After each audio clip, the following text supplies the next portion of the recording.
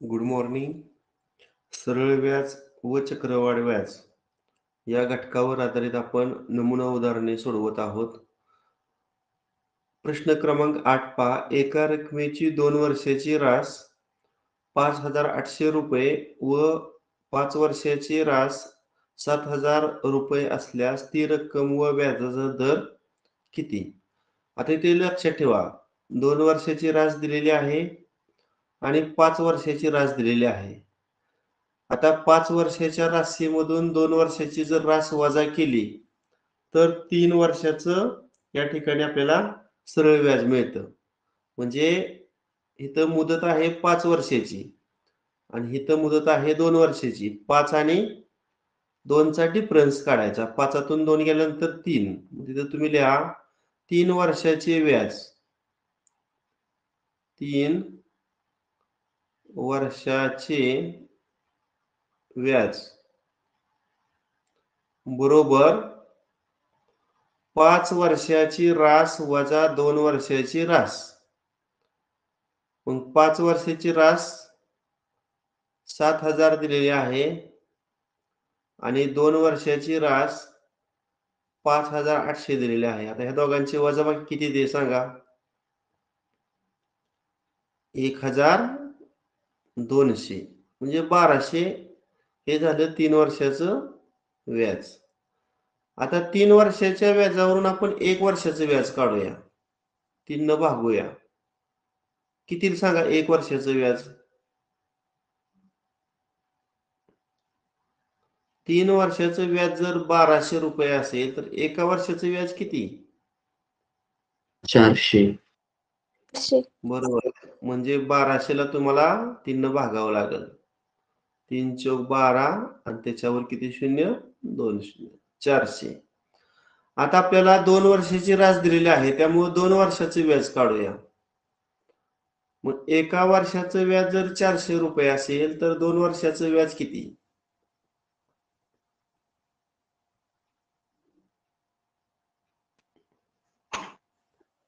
400ला 2 न गुणा ना. 800. बरोबर आहे. 2 वर्षाचं व्याज किती? 800. आता मला खाली सांगा 2 वर्षाची रास किती दिलेली आहे? 5,800. मग मी तर लिहितो 2 वर्षाची रास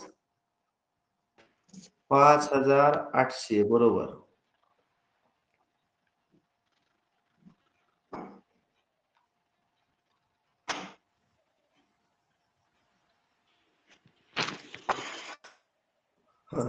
आता बघा 2 वर्षाचं व्याज आपल्याला माहित झालं, 2 वर्षाची रास पण आपल्यास माहित झाली. किती आहे 2 वर्षाचं व्याज? 800 रुपये. आणि 2 वर्षाची रास किती आहे? 5,800 रुपये. आता ह्याच्यावरून काय काढता येईल रे?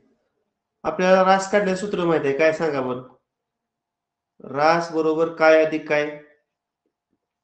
मुद्दल अधिक व्याज. बरोबर. मुद्दल अधिक सरळ व्याज म्हणजे प्रिन्सिपल प्लस सिंपल इंटरेस्ट आहे की नाही? मग आता या सूत्रामध्ये रास आणि व्याज घालून आपण प्रिन्सिपल काढू शकतो. मग रासच्या खाली किती लिहूया? 5,800. 5,800.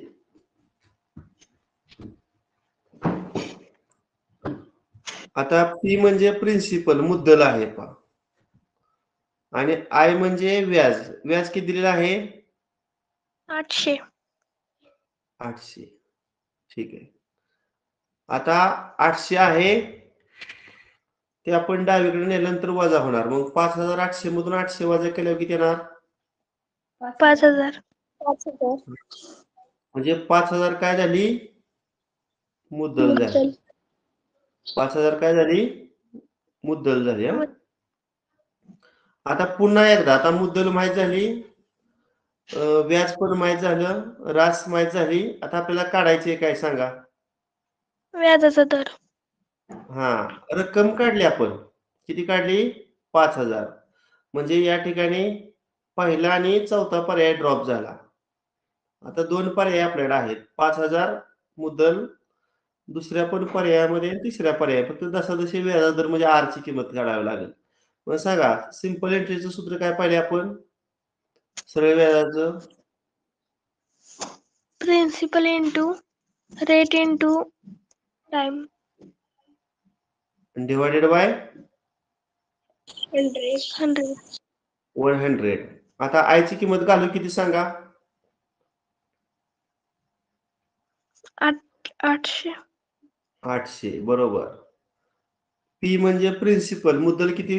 आताच आपण काढलेली आहे किंमत. 5,000. बरोबर आहे. 5,000. आर काढायचा आहे. आणि एन म्हणजे मुदत किती? आता हे सगळं आपण 2 वर्षाचं काढले. 2 वर्षाचं व्याज, 2 वर्षाची रास. त्यामुळे ते मुदत किती भरायची? 2 वर्ष. आणि भागिले किती आहे? 100. आता पहा, या 2 शून्याला हे 2 शून्य कॅन्सल झालं. मग 50 आणि 2 चा गुणाकार किती रे? 100. 100 डावीकडे आल्यावर भागिले होणार आहे की नाही? उजवीकडे फक्त आर राहणार. मग या 2 शून्याला हे 2 शून्य कॅन्सल झाले. 8. मग 8 कुठे आहे पर्याय बघा? 5,000 मुद्दल आणि दशादशी 8. पर्याय क्रमांक 3 सर. बरोबर आहे. पर्याय क्रमांक 3. समजलं सर्वांना उदाहरण हे? हो सर. आता पुढचा प्रश्न पहा. दशादशे 12 दराने 500 रुपये मुद्दलाचे 120 रुपये व्याज येण्यासाठी जेवढी मुदत लागते तेवढ्याच मुदतीत तेवढेच व्याज येण्यास दशादशे 8 दराने किती रक्कम व्याजी लावावी? आता इथं काय समान आहे रे? मुदत समान आहे बघा. तेवढीच मुदत. काय समान आहे? मुदत. इथं मी लिहितो वर, मुदत समान. अजून काय समान आहे सांगा? तेवढेच व्याज. म्हणजे सरळ व्याज पण समान आहे. काय समान आहे? सरळ व्याज पण समान आहे. आता आपलं नेहमीचं सरळ व्याजाचं सूत्र काय आहे रे? Simple interest is equal to principal into rate of interest into period divided by 400. असा फॉर्म्युला आहे आपला इकडे. आता काय काय समान आहे? कॉन्स्टंट काय आहे? मुदत. मुदत म्हणजे काय समान आहे? एन. आणि व्याज म्हणजे काय समान आहे? इंटरेस्ट. आता एन आणि आय एका बाजूला मी घेतो बघा. आय.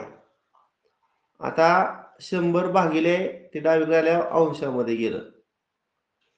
आणि एन जे अंशात आहे तिकडे आल्यावर छेदामध्ये गेलं. आता इकडे काय राहिलं मग? फक्त पी आणि आर. आता काय सांगितलं? ह्या आयची किंमत आणि एनची किंमत कशी आहे रे? समान आहे. त्यामुळं पी आणि आर चा गुणाकार आहे तो कॉन्स्टंट असणार आहे. मग ज्या उदाहरणामध्ये गुणाकार स्थिर असतो त्या उदाहरणामध्ये व्यस्त चलन असतं. कुठलं चलन असतं? व्यस्त चलन. आणि व्यस्त चलनामध्ये गुणाकार स्थिर असतो. म्हणजे मुद्दल आणि व्याजाचा दर हा गुणाकार स्थिर असणार. मग आता पहिल्या वाक्यामध्ये मुद्दल किती आहे सांगा? 120. नाही, 500. मुद्दल किती आहे? 500 आहे. बरोबर आहे, 500. आणि गुणिले रेट ऑफ इंटरेस्ट म्हणजे व्याजाचा दर किती आहे? 12. बरोबर आहे 12. म्हणजे मुद्दल आणि व्याजाचा दर आणि उजव्या बाजूला सुद्धा तेच देतो मुद्दल आणि व्याजाचा दर. आता बघा पुढे काय सांगितलंय तेवढ्याच मुदतीत तेवढंच व्याज येण्यास जसाजशी 8 दरानं किती रक्कम व्याजी लावावी. म्हणजे या ठिकाणी रक्कम काढायची आहे मुद्दल काढायची आहे आणि त्या वेळेस 8 काय आहे दर आहे म्हणजे इथं R ची किंमत 8 लिहितो. आता हे सोडवूया 500 गुणिले 12 आणि तिकडचं गुणिले 8 इकडे आल्यानंतर काय होणार भागिले मग 4 त्रिक 12 आणि 4 दुनी 8 पुन्हा 2 एके 2 बे एक बे बे पंचे 10 एकच मिनिट बे दुनी 4 ना बे पंचे 10 शून्याला 0 म्हणजे 250 गुणिले 3 करा गुणाकार 250 ची तिप्पट किती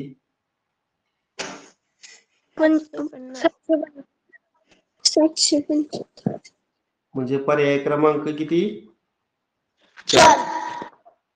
इथं मुदत आणि व्याज समान असल्यामुळं मुद्दल आणि व्याजाचा दर हा गुणाकार कॉन्स्टंट आहे त्याच्यावरून आपण हे गणित सोडवलेलं आहे. त्यानंतर प्रश्न क्रमांक 10 रामरावांनी 10,000 रुपये कर्जावर आणले व चक्रवाढ व्याजानं पहिल्या वर्षी दुसऱ्या व तिसऱ्या वर्षी 5%, 6% व 8% व्याज देण्याचं कबूल केलं तर तिसऱ्या वर्षाच्या अखेरीस त्यांना किती रक्कम परत करावी लागेल म्हणजे इथं रास काढायचे आहे.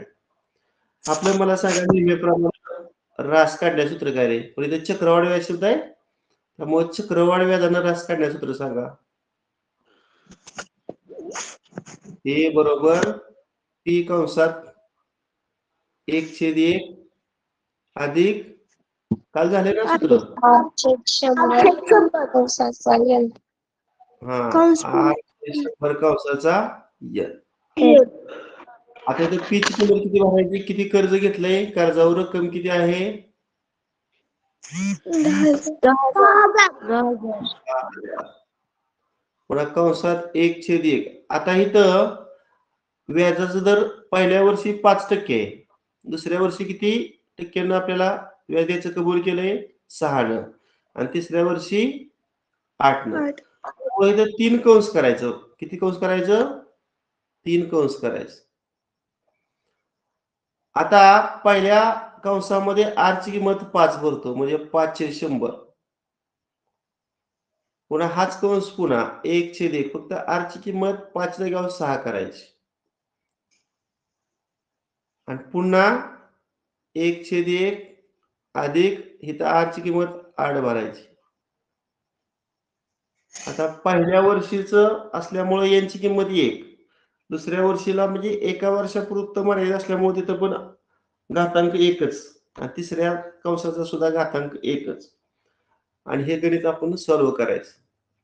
सांगा आता किती आहे इथे किती आला बाहेर 10,000 आहेच फिक्स आणि इथं बघा 5 एके 5 5 दुनी 10 आणि शून्याला 0 तिरकस गुणाकार करा 20 अधिक 1 म्हणजे अंशात 21 येणार आणि छेदाचा गुणाकार किती 20. आता दुसऱ्या कंसामध्ये बे त्रिक 6 आणि छेदामध्ये बे पंचे 10 आणि शून्याला 0 50 आणि 3 किती 53 आणि छेदामध्ये 50 गुणिले 1 50. आता शेवटी 4 दुनी 8 4 दुनी 8 25 तिरकस गुणाकार 25 दुसरा तिरकस गुणाकार 2 25 आणि 2 किती 27 आणि छेद किती 25. आता तुम्हाला हा सर्व जर भागाकार करायचा म्हटलं बघा खाली 3 शून्य आहेत एकूण नाही 2 शून्य आहेत हे ह्या 2 शून्याला गेलं 25 एके 25 25 चौक 100 पुन्हा बे एक बे बे दुनी 4 आता छेदामध्ये फक्त 5 उरले आता अंशातील 4 संख्येचा जर गुणाकार केला तर तो 60,102 आलाय पहा. आणि त्याला 5 न काय करायचं, भागायचं. मग हा भागाकार येतोय 12,020.4. मग आहे का पर्याय बघा. 4 म्हणजे 4 आपण 0 देऊ शकतो. पर्याय म्हणजे क्रमांक 4. या वर्षाच्या अखेरीस रामरावांना 12,020 रुपये आणि 40 पैसे एवढी रक्कम भरावी लागेल, म्हणून पर्याय क्रमांक 4. एका शहराची लोकसंख्या 75,000 होती. ती पहिल्या वर्षी 10% वाढली, दुसऱ्या वर्षी 8% कमी झाली, तिसऱ्या वर्षी 5% वाढली, तर तिसऱ्या वर्षाच्या अखेरीस त्या शहराची लोकसंख्या किती होती? आता हे पण गणित आपण मगाच्या सूत्रानं काढू शकतो. पण त्याच्यापेक्षा आपलं नेहमीचं सूत्र वापरूया आपण. मूळची शहराची लोकसंख्या किती आहे सांगा? सुरुवातीची त्या शहराची लोकसंख्या किती आहे? 75,000. आता ती पहिल्या वर्षी 10% वाढली, म्हणजे 75,000चा किती टक्के करू रे? डायरेक्ट सांगा. 10% न वाढली. 100% केलं की मूळची लोकसंख्या राहणार. मग 100त 10 मिळवायचं. किती टक्के करू? 110. बरोबर आहे. 110%. आता या 2 शून्याला हे 2 शून्य गेलं. 75 गुणिले 110. अगोदर 02 मांडतो. 75 गुणिले 11. अकरी पाची 55. चला 5. अकरी सती 77 आणि 5. किती आलं? 82. आता पुन्हा नवीन जी पहिल्या वर्षीच्या शेवटी लोकसंख्या आहे शहराची झाली 82,500. आता त्याचा किती टक्के करायचा सांगा? 82,500चा 8% कमी झाली. मग किती टक्के करू? 100तून 8 वजा करा. 100तून 8 वजा करा. 92. बरोबर आहे. किती टक्के करायचा? 92%. आता या 2 शून्याला हे 2 शून्य कट. 825 गुणिले 92. आता हा जर तुम्ही गुणाकार केला तर तो येतोय 75,900. ही झाली दुसऱ्या वर्षाच्या अखेरीस त्या शहराची लोकसंख्या. आता पुन्हा त्याचा किती टक्के करायचं सांगा? वाढली की 100त ऍड करायचं. तिसऱ्या वर्षी 5% न वाढली, मग 100त 5 मिळवा. 105%. 105%. आता या 2 शून्याला हे 2 शून्य कट. म्हणजे 759 गुणिले 105. हा जर गुणाकार केला तर तो येतोय 79,695. आता विचारलंय तिसऱ्या वर्षाच्या अखेरीस त्या शहराची लोकसंख्या किती? आता सांगा तिसऱ्या वर्षाच्या अखेरीस त्या शहराची लोकसंख्या किती आली? पर्याय क्रमांक 3. 79,695. पर्याय क्रमांक 3. ठीक आहे. त्यानंतर प्रश्न क्रमांक 12. एका व्यक्तीनं चक्रवाढ व्याजानं काही रुपये उधारीने आणलं व 3 वर्षात समान हप्त्यावर परत केलं. व्याजाचा दर जसाजशी 15% आहे. वार्षिक हप्ता 4,86,780 रुपये आहे. तर त्यानं किती रुपये उधार आणलं? म्हणजे इथं कर्जावर रक्कम काढायची आहे, म्हणजे प्रिन्सिपल काढायचं आहे. आता आपलं चक्रवाढ व्याजानं रास काढण्याचं सूत्र काय रे? पी कंसात 1/1 अधिक R/100 R/100 bracket square n. बरोबर आहे. आता मला इथं उलट करायचे.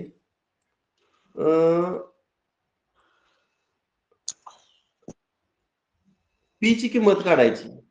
म्हणजे काय करावं लागेल सांगा? ए. आता कंस आहे तो पी ला गुणिले आहे. तो इकडे काय होणार? भागिले होणार. म्हणजे 1/1 अधिक 400 आणि कंसाचा n हा डावीकडे आल्यावर भागिले होणार. बरोबर ना? ए भागिले तो कंस. आता 4,86,780 हा काय आहे? वार्षिक हप्ता आहे. त्यामुळे ती ए ची किंमत आपण भरणार आहोत. मग पहिल्या वर्षीचं मुद्दल काढण्यासाठी वर्षभरामध्ये किती रुपये भरलेले आहेत व्याजासहित? 4,86,780 ही रास आहे पहिल्या वर्षाची. म्हणजे 4,86,780 ही पहिल्या वर्षीचा हप्ता म्हणजे पहिल्या वर्षीचं व्याजासह भरलेली रक्कम आहे. आता आर ची किंमत किती भरायची? पहिल्या वर्षी म्हणजे प्रत्येक वर्षी व्याजाचा दर किती आहे? 15%. त्यामुळे आर ची किंमत किती भरणार आपण? 15. 15%. आणि 15 छेदामध्ये 100. आणि n ची किंमत एकच येणार कारण पहिल्या वर्षीची आपण मुद्दल काढतोय. म्हणजे ती. आता हे जर तुम्ही सोडवलं, आता सोडवायचं म्हटल्यावर आपल्याला वेळ जास्त जाईल. 4,86,780 भागिले, मी पहिलं सोडवून दाखवतो फक्त. 5 त्रिक 15 छेदामध्ये 5 दुनी 10 शून्याला शून्य ना. तिरकस गुणाकार 20 अधिक 3 23 आणि 23 भागिले 20 होणार आहे की नाही? काय होणार? 23 भागिले 20. मग ह्या भागिलेचं गुणिले केल्यावर काय होईल रे?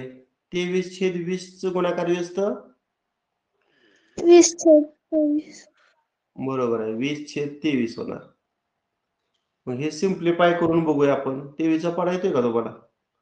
23 दुनी 46 2 26 23 एके 23 26 23 गेला किती राहिलं? 3 3 30 36. 23 एके 23 23 आणि किती 36 13 ना. हा 13 8 138 आहे का 23 च्या पड्यात रे? नाही सर, हा नाहीये. मग काय आपला भागाकार चुकलाय का? बघा बरं पुन्हा एकदा. बरं 6 करूया. 6 पण किती ते बघू. 6 त्रिक 18 चला 1 6 दुनी 12 1 13 आहे की रे? 23 + 138 आणि वरचा मग 0. मग आता ह्याला 20 न गुणूया. अगोदर 2 0 2 + 12 चला 1 2 1 2 1 3 2 1 2 आणि 2 दुनी 4 4,23,200 ही काय झाली? पहिल्या वर्षीची मुद्दल झाली. अगदी अशाच पद्धतीनं दुसऱ्या वर्षीची आपण मुद्दल काढूया. ह्याला पहिल्या वर्षीच्या मुद्दलला आपण P1 म्हणूया. आता दुसऱ्या वर्षीची मुद्दल काढताना हे वरचं सूत्रच वापरायचं बरं का. P बरोबर A भागिले 1/1 अधिक R/100 कंसाचा n.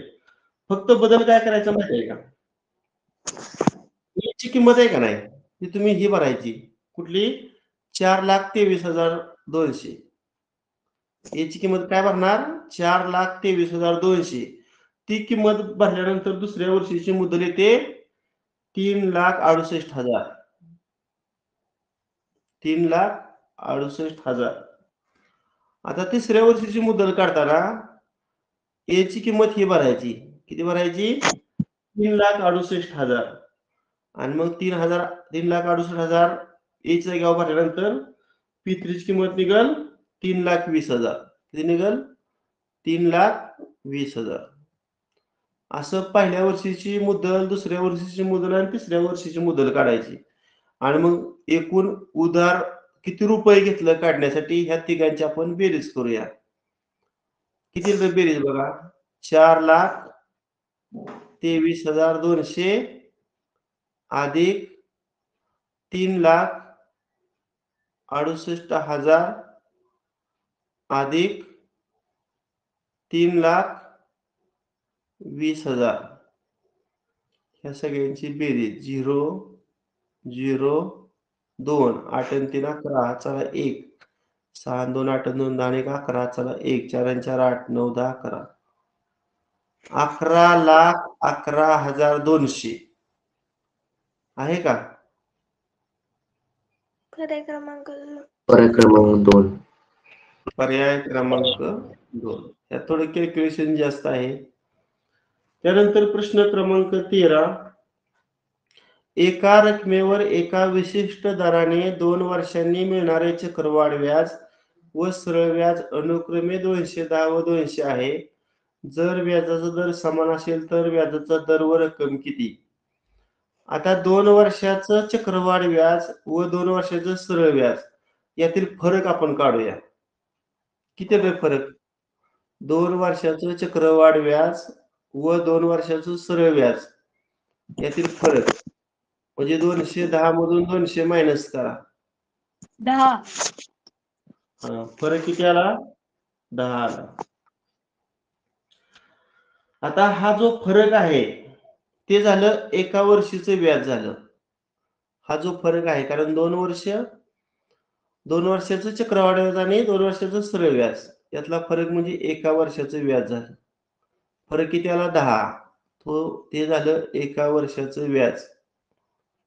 मग एका वर्षाचं व्याज आपण 10 रुपये घ्यायचं आहे आणि जी मुद्दल आहे ती 100 घ्यायची आहे. मुद्दल काय घ्यायची? 100 घ्यायची. आपलं नेहमीचं सरळ व्याज सूत्र काय रे? Simple interest is equal to principal into multiply by R multiply by F छेद 100. Time period divided by 100. आता याच्यामध्ये आपण ज्या किमती माहिती आहे त्या भरूया.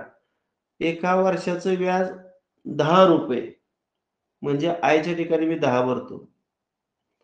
आता इकडे जे 100 मग ते नंतर घेऊया. पी म्हणजे प्रिन्सिपल 100 मानायचं. आर म्हणजे रेट ऑफ इंटरेस्ट तो आपल्याला काढायचा आहे. आणि एन म्हणजे एका वर्षीचं व्याज आहे त्यामुळे टाइम पिरियड एकच घ्यायचा. आणि भागिले किती? 100. आता ह्या 100ला हे 100 गेलं. सांगा आर आणि 1 चा गुणाकार आर आणि डाव्या बाजूला किती आहे? 10. म्हणजे व्याजाचा दर आला 10. व्याजाचा दर किती आला? 10. आता पुन्हा एकदा ते सूत्र मांडायचं. कुठलं? Simple इंटरेस्टचं. I is equal to P into R into N आणि भागिले किती? 100. आता यामध्ये किमती भरूया.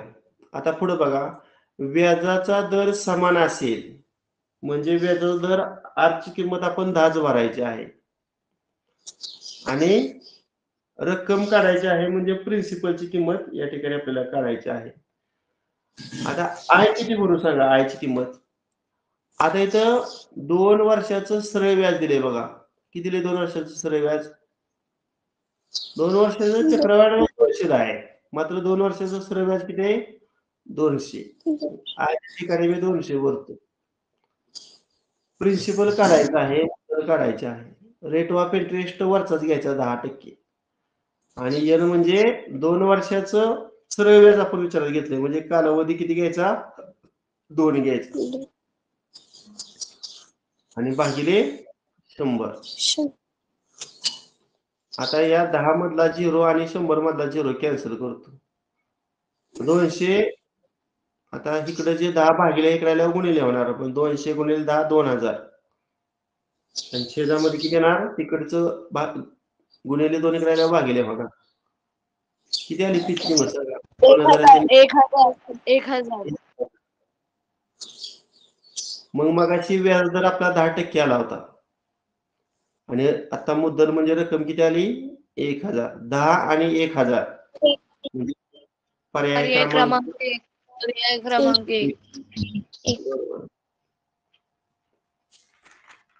त्यानंतर एका रकमेची 7 वर्षात दाम तिप्पट होते तर 10,000 मुद्दलासाठी 7 वर्षात किती व्याज मिळेल?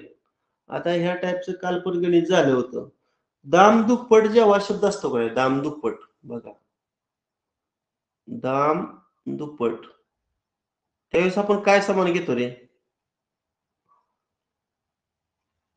जेवढं प्रिन्सिपल तेवढं काय घेतो आपण इंटरेस्ट घेतो, बरोबर आहे ना? मग आता इथं शब्द आहे दाम तिप्पट.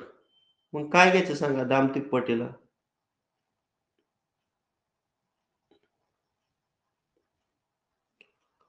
मग आयच्या जागेवर आपण दाम तिप्पटीमध्ये पी घ्या, 2 पी घ्यायचं. इंटरेस्ट हा मुद्दलाच्या दुप्पट घ्यायचा.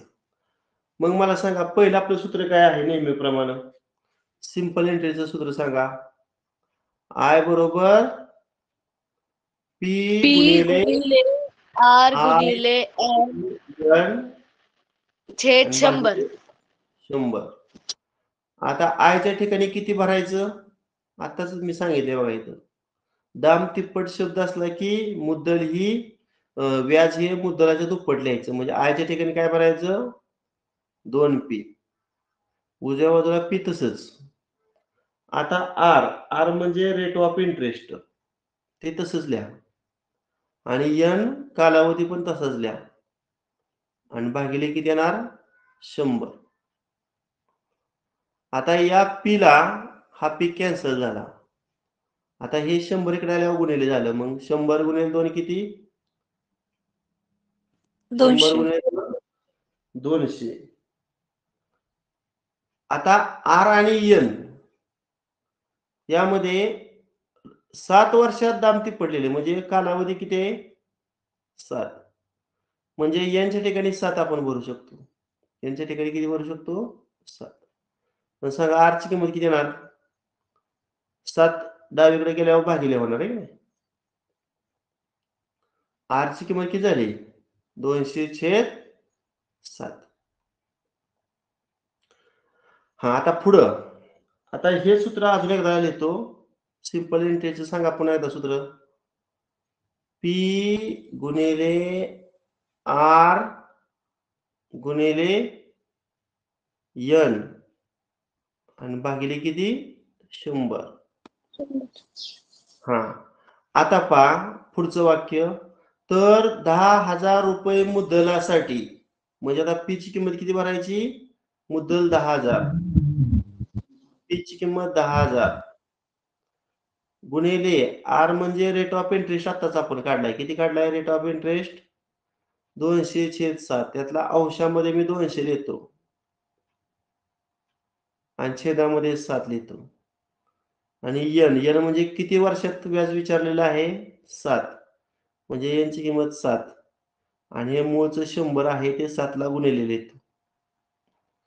आता पहा या 2 शून्याला हे 2 शून्य कट, ह्या 7 ला हे 7 कट, म्हणजे 10,000 गुणिले 2 आलं. 10,000 ला 2 न गुणा 20,000. 20,000. म्हणून पर्याय क्रमांक किती? 2. त्यानंतर पुढचा प्रश्न. राजश्री व स्वप्नाने समान रक्कम दशादशे 4.5% दराने अनुक्रमे 6 वर्ष व 8 वर्षासाठी बँकेत ठेवली. मुदतीनंतर स्वप्नाला 288 रुपये व राजश्रीला 216 रुपये मिळाले. तर दोघींनी बँकेत किती रक्कम गुंतवली होती? आता दोघींनी गुंतवलेली रक्कम ही समान आहे बरं का. दोघींनी गुंतवलेली रक्कम समान आहे. आता गुंतवलेली रक्कम म्हणजे तुम्हाला प्रिन्सिपल काढायचं आहे. काय काढायचं आहे? प्रिन्सिपल, मुद्दल काढायची आहे. आता मला सांगा मुद्दल पण समान आहे. मुद्दल आपण काय म्हणतो? पी. पी समान आहे. अजून काय समान आहे?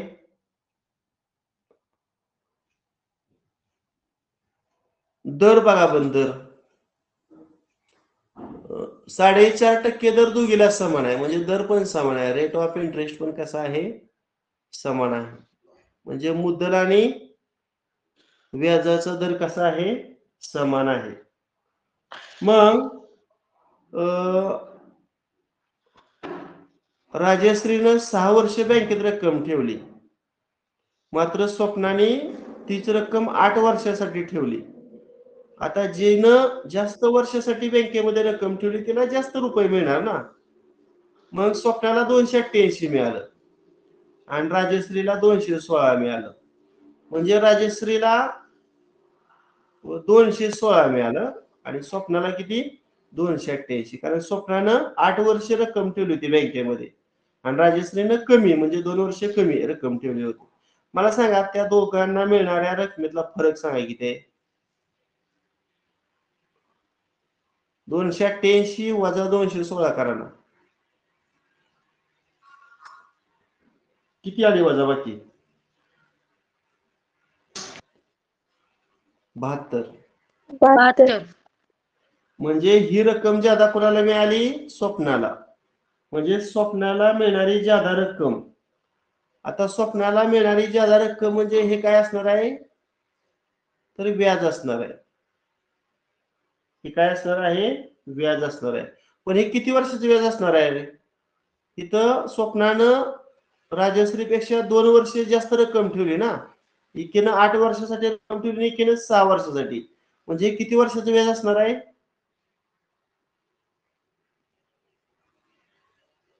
अरे 8 मधून 6 वजा करा की किती फरक आला 2. 2. जे हे 72 आहे ते 2 वर्षाचं व्याज असणार आहे. किती वर्षाचं 2 वर्षाचं व्याज असणार आहे. मग मला सांगा एका वर्षाचं व्याज किती रे. 2 वर्षाचं व्याज जर 72 हा असेल तर एका वर्षाचं व्याज किती 36. बरोबर आहे. एका वर्षाचं व्याज किती असणार आहे 36 असणार आहे. आपलं नेहमीचं सूत्र काय आहे सरळ व्याज सांगा. सिंपल इंटरेस्ट आय बरोबर बोला. P multiply by R multiply by 100. हा आता एका वर्षाचं व्याज किती घेतले 36. मग आयच्या ठिकाणी मी 36 भरतो. पी म्हणजे प्रिन्सिपल काढायचा आहे. आर म्हणजे व्याजाचा दर. आता व्याजाचा दर हा कॉन्स्टंट आहे. किती दोघींचा व्याजाचा दर आहे 4.5 4.5. आणि एन म्हणजे एका वर्षाचं व्याज काढले त्यामुळे एन ची किंमत आपण 1 भरायची आणि भागिले किती 100. आता 100 डावीकडे आल्यावर गुणिले होणार. मग 36 गुणिले 100 3600 आणि 4.5 अंशातलं डावीकडे आल्यावर छेदात गेलं. आता खालचं दशांश न घालवायचं म्हटलं तर 10 न गुणावं लागेल. वर पण 10 न गुणू. मग 3600 36,000 होणार आणि 4.5 ला 10 न गुणल्यावर 45 होणार. म्हणजे सिम्प्लिफाय करूया. 15 त्रिक 45, 15 दुनी 30, 15 चौक 60 आणि त्याच्यावर 2 शून्य. पुन्हा 3 8 24 आणि 0 आणि दुसरा 1 0. म्हणजे त्या दोघींना बँकेमध्ये किती रक्कम गुंतवली होती 800 रुपये. म्हणजे पर्याय क्रमांक किती 2. 2. सौरभने 5,000 रुपये 10% दरानं 3 वर्षासाठी सरळ व्याजानं गुंतवलं. यशस्वीनं तेवढीच रक्कम त्याच दराने तेवढ्याच मुदतीसाठी चक्रवाढ व्याजानं गुंतवली. तर दोघींना मिळणाऱ्या व्याजाची तुलना करा. म्हणजे तर सरळ व्याज पण काढावं लागेल आणि चक्रवाढ व्याज सुद्धा काढावं लागेल. आता यश म्हणजे सौरभसाठी मी यश लिहितो. आता सौरभनं सरळ व्याजानं गुंतवलेली आहे रक्कम, त्यामुळे इथं पहिल्यांदा आपण सरळ व्याज काढूया. सांगा सरळ व्याज सूत्र काय मग सांगितलं आपण P into R into 100. R गुणिले एन आणि भागिले किती 100. सांगा आता पी म्हणजे रक्कम गुंतवलेली. किती पी ची किंमत 5,000. 5000. आर म्हणजे व्याजाचा दर. किती टक्के व्याजाचा दर आहे 10%. 10. आणि एन म्हणजे टाइम पिरियड कालावधी. किती वर्षासाठी रक्कम गुंतवलेली आहे 3 वर्ष. आणि भागिले किती 100. 100. आता या 2 शून्याला हे 2 शून्य गेलं. 50 गुणिले 10 500 आणि 500 गुणिले 3 किती 1500. 1500. आता 1500 हे काय झालं रे व्याज झालंय की नाही. आता सरळ व्याज कळलं ना. सौरभला किती रुपये व्याज मिळालं 1500. आता मी इथं लिहितो कुठतरी. सौरभला मिळालेलं व्याज किती आपण आता काढलं होतं 1500. आता दुसरा मुलगा कोण आहे? यशस्वी आहे. यशस्वीला मी वाय लिहितो. आता यशस्वी जी रक्कम गुंतवलेली आहे ती चक्रवाढ व्याजानं गुंतवलेली आहे.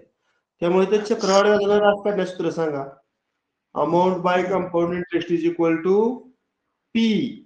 बोला. P एक अधिक अधिक R छेद 100 R छेद 100 कौस पूर्ण N.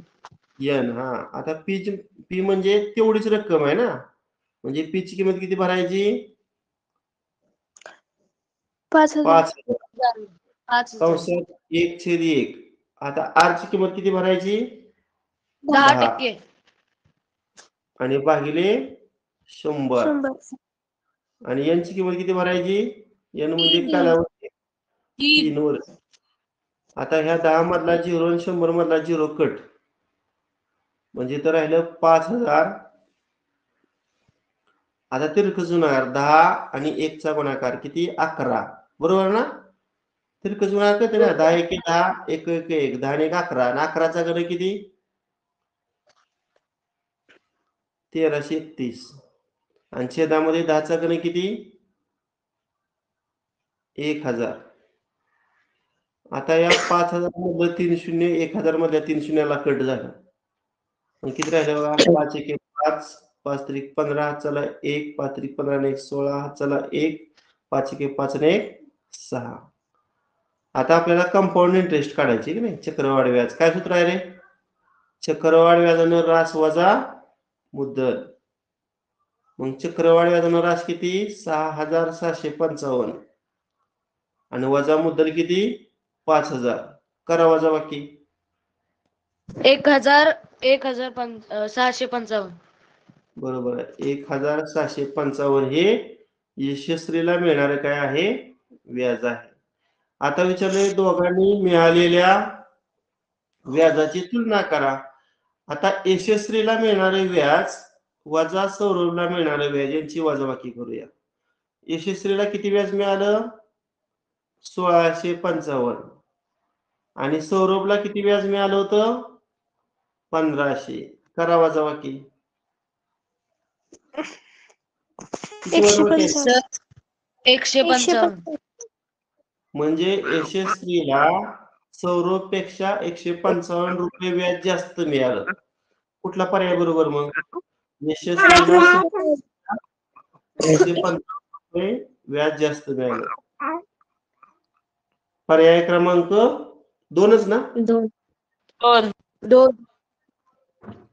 ठीक आहे. अशा पद्धतीनं या ठिकाणी सरळ व्याज आणि चक्रवाढ व्याज हा जो घटक आहे याच्यामध्ये नमुना उदाहरणं जी होती याच्यासाठी आपण कालचा आणि आजचा 2 तास घालवलं, कारण हा जो घटक आहे तो आपल्याला विस्तृत स्वरूपात घेणं पण गरजेचं आहे, कारण या घटकातलीच मार्क मुलांची परीक्षेला जातात. परीक्षेच्या दृष्टीनं महत्वाचं म्हटलं तर शेकडेवारी, नफा तोटा, सरळ व्याज, चक्रवाढ व्याज, म्हणजे आता जो चाललेला घटक आहे सूट कमिशन रिबेट हा फार महत्वाचा आहे. ठीक आहे. हॅलो सर, हा बोला. मला ह्या धड्याचे सूत्र पाठवा ना.